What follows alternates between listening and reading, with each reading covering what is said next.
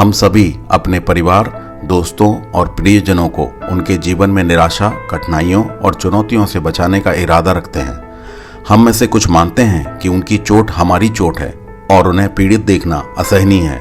इसीलिए आइए इस स्थिति का सामना करने के लिए एक कार्य योजना के साथ हमारी भूमिका और कर्तव्यों का पता लगाएं। मैं हूं आपका मित्र जितेंद्र। अपने खुद के मन की शक्ति द्वारा रोजमर्रा की जिंदगी की चुनौतियों से मुक्ति की अपनी यात्रा में आपका स्वागत है। यहाँ हम गुरु होने का दावा नहीं करते, क्योंकि हम आपके जैसे सामान्य व्यक्ति ही हैं और लगभग उन चुनौतियों या समस्याओं से गुजर चुके हैं जिनका आप शायद सामना कर रहे हैं। यही कारण है कि हम अपने वीडियो में केवल ज्ञान पर ध्यान न देकर आपको ऐसे प्रैक्टिकल और व्यवहारिक उपाय दिखाते हैं जिन्हें हमने भी लागू किया है। साथ ही यहाँ हम आपकी मदद के लिए उपयोगी आसान तरीकों पर चर्चा करते हैं। यदि आपने अभी तक सदस्यता नहीं ली है, सब्सक्राइब नहीं किया है, तो आप भविष्य में उपयोगी जानकारियाँ खो सकते हैं। हमारे पास इस वीडियो के अंत में आपके लिए एक बोनस उपहार भी है। तो हमारी आज की चर्चा का विषय है, क्या करें जब कोई प्रिय व्यक्ति दर्द में है। जैसा कि हम जानते हैं, मनुष्य एक सामाजिक प्राणी है और हमेशा साथी या मित्र चाहता है, क्योंकि साथी के रूप में हम एक दूसरे की मदद करते हैं और भावनात्मक दर्द को कम करते हैं। हमारी अलग अलग भूमिकाओं में परिवार, दोस्तों और प्रियजनों को सुरक्षित रखना जरूरी हो सकता है, लेकिन जिस क्षण हम नकारात्मक भावनाओं को पैदा करते हैं, हम उसके मौजूद दर्द में और दर्द जोड़ रहे होते हैं और उपचार के बजाय उन्हें नुकसान दे रहे होते हैं। जब भी परिवार या दोस्त दर्द में होते हैं या जब वे कोई गलती करते हैं, तो हमें गुस्सा आता है या मानसिक चोट लगती है। हमें उन क्षणों में स्थिर रहने की आवश्यकता है, लेकिन अक्सर हम प्रतिक्रिया करते हैं। हम ये जागरूकता खो देते हैं कि वे पहले से ही दर्द में हैं और हमारी प्रतिक्रियाएं उनका दर्द और बढ़ा रही हैं। ऐसा क्यों होता है कि हम उनके भावनात्मक दर्द में शामिल हो जाते हैं? जाहिर तौर पर हम उत्तरदायी होने के बजाय प्रतिक्रिया करते हैं। हम उस कार्य या हानि पर ध्यान केंद्रित करते हैं या सोचते हैं कि अन्य लोग क्या कहेंगे, और उस व्यक्ति की भावनाओं के बारे में भूल जाते हैं जो इससे गुजर रहा है। ऐसी स्थिति को संभालने के लिए हमारे तरीके को तुरंत बदलने की आवश्यकता है। यहाँ हम इस मामले में आपकी मदद के लिए 6 आसान लेकिन महत्वपूर्ण बिंदु प्रस्तुत कर रहे हैं। इन सुझावों का पालन करें और उन लोगों के लिए ताकत का स्रोत बने जो दर्द में हैं। पहला, खुद को पहले स्थिर करें।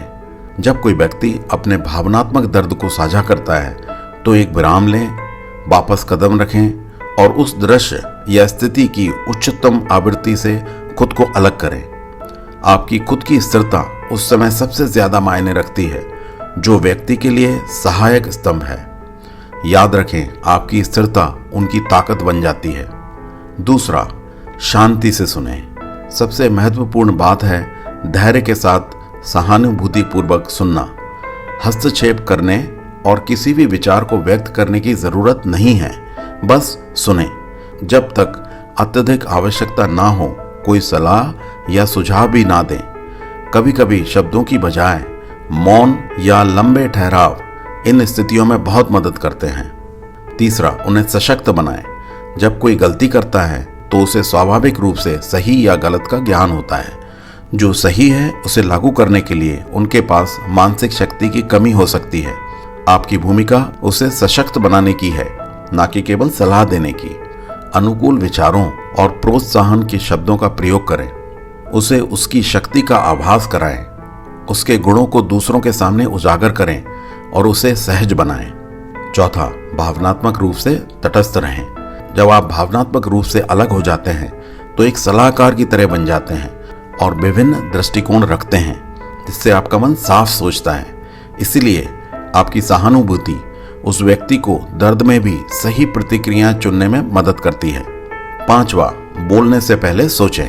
अपने विचारों पर ध्यान दें, क्योंकि आपको उन्हें उच्चतम आवृत्ति के विचारों और शब्दों के साथ सहानुभूति देना चाहिए। यह उनके सशक्तिकरण के लिए बहुत आवश्यक है।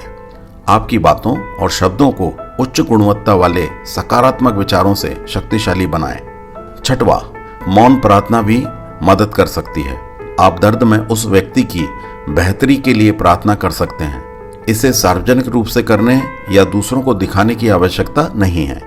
एक मौन प्रार्थना उस व्यक्ति की मदद करती है और आपको ताकत भी देती है।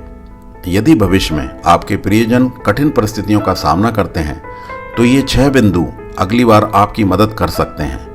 आपकी भावनात्मक स्वतंत्रता और स्थिरता लोगों को ठीक करने और उनकी मदद करने में एक प्रमुख भूमिका निभाती है।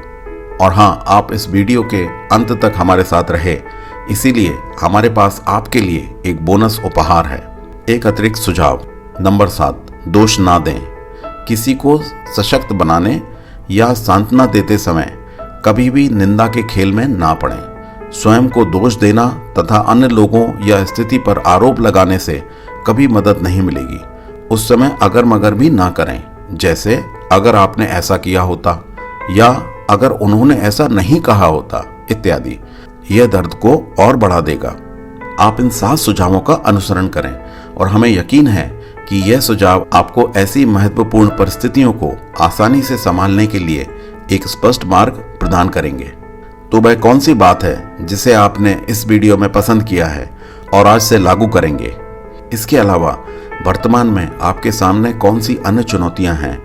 हम आपकी टिप्पणी सुनना चाहेंगे। कृपया नीचे कमेंट बॉक्स में लिखें।